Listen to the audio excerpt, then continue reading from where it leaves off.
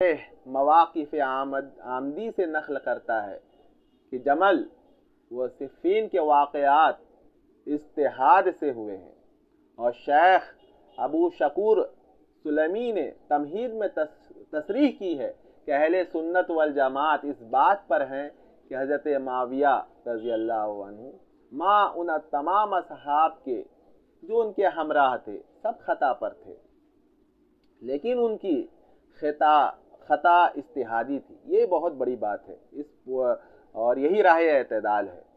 اس پہ بار بار جو ہے فوکس، چونکہ اگر وہ کچھ زیادہ حد سے زیادہ فضائل اور محبت میں لوگ چلے جائیں تو پھر وہ ناصبی ہو جائیں گے، اور جب ان کی شان میں گستاخی میں آپ آگے بڑھ جائیں گے تو آپ رافضی ہو جائیں گے۔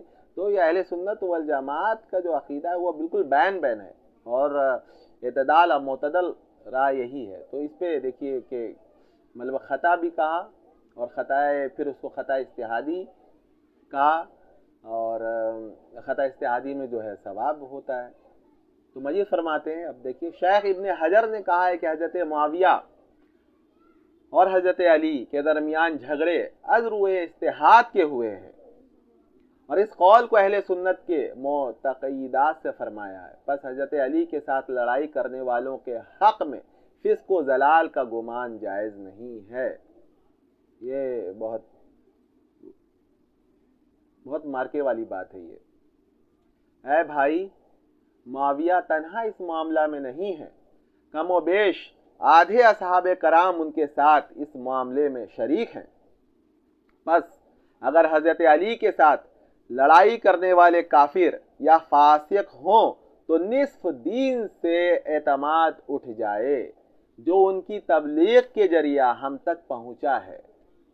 اس بات کو سوائے اس زندیق کے جس کا مقصد دین میں بربادی ہے کون پسند کر سکتا ہے؟